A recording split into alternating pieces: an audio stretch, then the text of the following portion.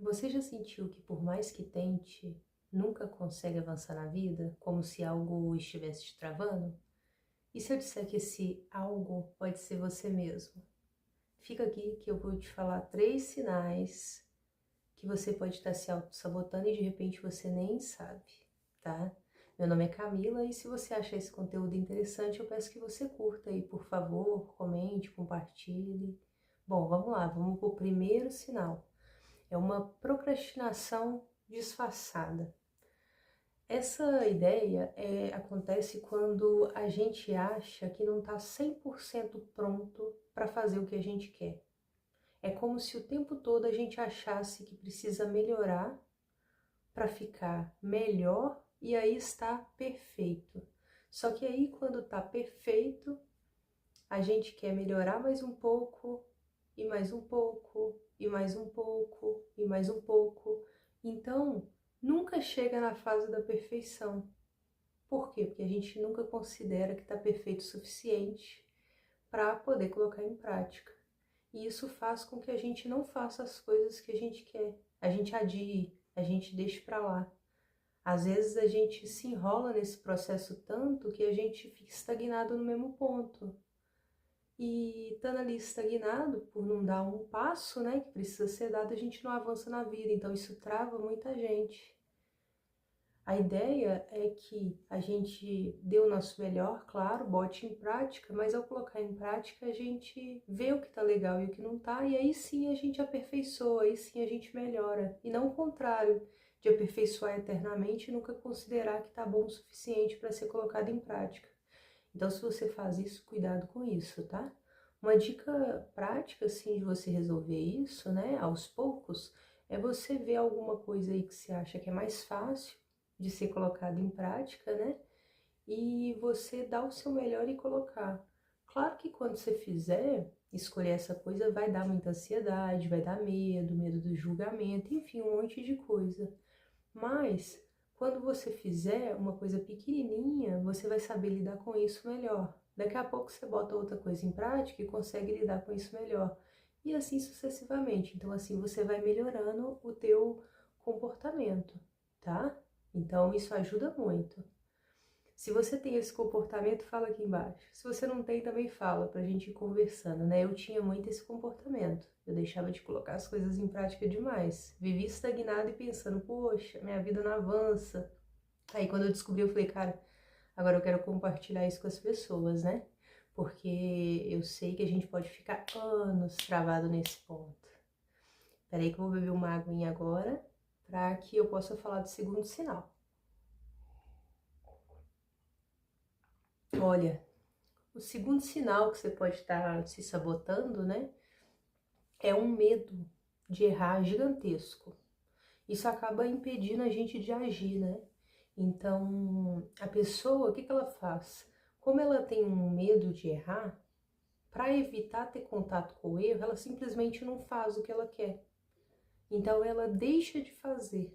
Muitas vezes a gente até entra numa ilusão, sabe? De pensar assim, cara, eu não vou dar conta, então se eu não vou dar conta, eu não vou nem fazer. Só que assim, tem 50% de chance de dar conta, 50% de chance de não dar conta. A gente só vai saber se vai dar conta na hora que fizer. Na hora que fizer, vai ver o resultado e vai ver, poxa, dei conta, poxa, não dei conta. Se der conta, beleza. Se não der, tá beleza também. Porque ali só vai evidenciar o que você não deu conta para você melhorar.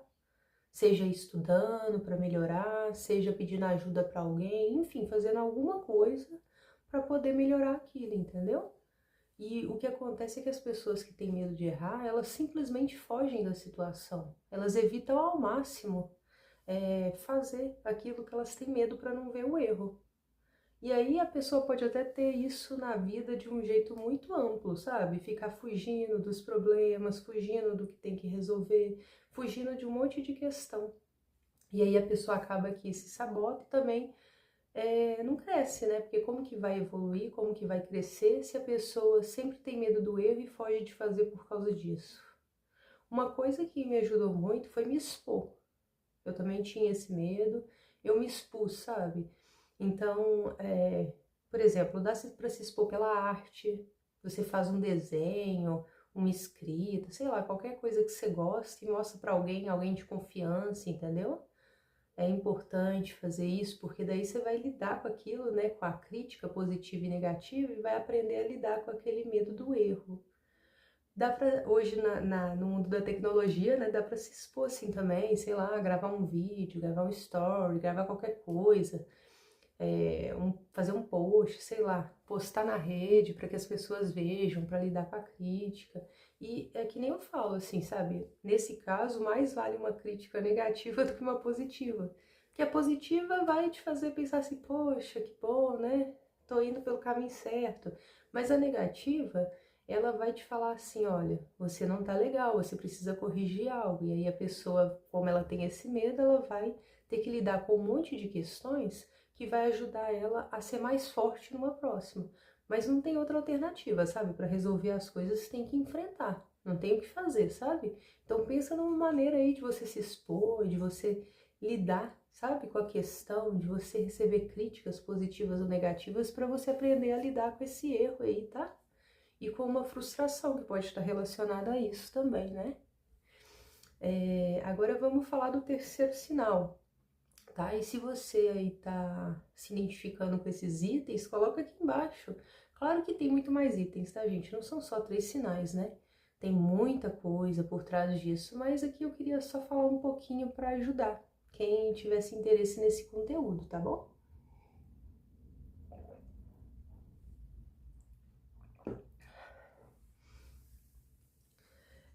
Tem uma coisa que chama assim, autocrítica, né?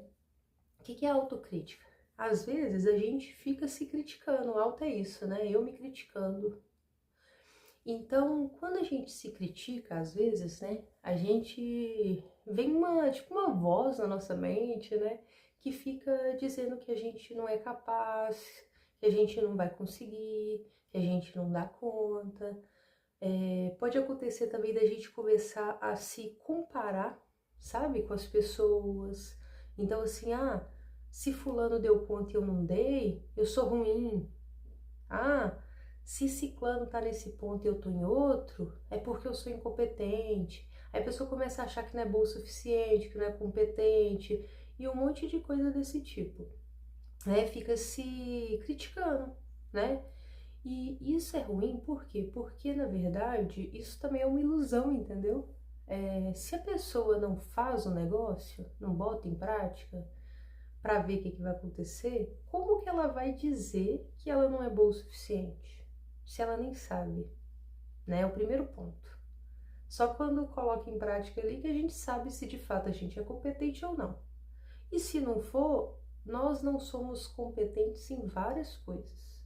Isso é natural. A gente vem aqui para aprender, né? Então a gente vai ser incompetente em um monte de coisa, tá tudo bem. Aquilo ali é só como se fosse uma prova, sabe? Que a gente vai lá na escola, faz a prova, aí vamos supor, a professora dá 7 pra gente valendo 10. Então tá, deixa eu ver onde eu perdi os 3 pontos, para que eu possa entender o que eu não tô sabendo, para eu estudar, para ficar sabendo, para numa próxima tirar um pouco mais. A prova serve para isso, né? Um teste. Só que a gente é acostumado a achar que a gente tem que ser 100% o tempo todo. Esse é um problema, né? Então, a gente começa a pensar que a gente não vai ser bom o suficiente, que a gente não vai dar conta. Aí olha o amiguinho ali que tá indo de determinada forma na vida e se compara. Isso é uma ilusão também, porque cada um tem uma história, né? Cada um tem uma vivência, cada um tem uma realidade, cada um é um. Então, esse negócio que ensinaram a gente sobre se comparar é uma besteira, porque não existe comparação, sabe? Se eu falar com você, por exemplo, com certeza você tem uma habilidade específica numa área aí que você tem, não sei qual. Vamos supor que você é a grande costureira da cidade. Eu não faço a mínima ideia de como ligar uma máquina de costura. Como que eu vou me comparar com você? E pode ser que quando você pensa, poxa, a Camila tem esse conhecimento aí, olha que pessoa bacana por isso, sei lá, alguma coisa do tipo. Eu não tenho, olha só, ela tá sabendo de coisa que eu não sei. Claro, eu estudo isso há muito tempo, né? eu tenho interesse nesse tema, então não tem como comparar, entendeu? Sem falar que, cara, cada um tem uma realidade, né? Cada um mora numa casa, num bairro com determinadas pessoas, tem um determinado tipo de família, tem uma determinada história, classe social, raça, enfim, uma série de coisas, entendeu? Então a comparação não faz sentido. Quando a gente entra nesse processo de comparação de que existe o primeiro lugar e o segundo lugar, cara, isso é besteira, sabe por quê? Porque assim, ó, se eu tô no segundo lugar, eu entendo que o primeiro lugar é o melhor. Ou seja, eu quero alcançar o primeiro lugar. Quando eu alcançar o primeiro lugar, o segundo lugar vai considerar que eu sou melhor e vai querer alcançar o meu lugar. Então eu não acredito nisso, porque é uma competição eterna. Isso mais separa do que junta. O que a gente tem que fazer é ir para o lado, se a gente quiser, né, da cooperação. Entender que cada um é um, que cada um tem suas habilidades por ser um ser individual, isso é natural, e que não existe melhor nem pior. Existe só indivíduos diferentes, entendeu? E aí é isso, assim, sabe? A gente tem que tentar parar de se comparar e tentar de ficar pensando um monte de besteira que não faz sentido, porque olha pra você ver como que tem relação. O medo de errar faz a pessoa não botar em prática. Aí a pessoa não bota em prática e por não botar em prática, ela acha que ela não é boa o suficiente. Ou ela acha que não é boa o suficiente e não bota em prática porque também tem medo de errar. E aí ela nunca descobre se ela é boa ou não, porque ela não colocou em prática. Aí fica vivendo aqui, ó, no campo das ideias, entendeu? Imaginando um monte de coisa que não é real. Então, esses 3 sinais claros de autossabotagem podem estar te pegando. Dá uma olhada aí, vê o que você faz, o que você não faz. Escreve aqui embaixo, você tem alguma dessas características, não tem, como que é? Porque aí a gente vai conversando, entendeu? Mas cuidado com isso, vamos tentar mudar isso, entendeu? Ó, no fim das contas, o resumo é, bota em prática as coisas que você quer. Não deixa que essas coisas te peguem. Faz, começa do pouquinho, do pequenininho, sabe? Tipo assim, aquele que é difícil a beça, mas que nem tanto. Começa por aí, bota em prática, vai perdendo medo, vai vendo que você é capaz, vai vendo que você é competente, que é possível, que o erro vai existir para que você se melhore. Faça isso por você, tá bom? E me conta aqui, esse vídeo te ajudou? Faz sentido pra você? Não tem nada a ver? Viajei? Fala aí, não tem problema não, tá? Pode criticar também negativamente, tá tudo certo. Já aprendi a lidar com isso bastante. Beijo, fiquem com Deus.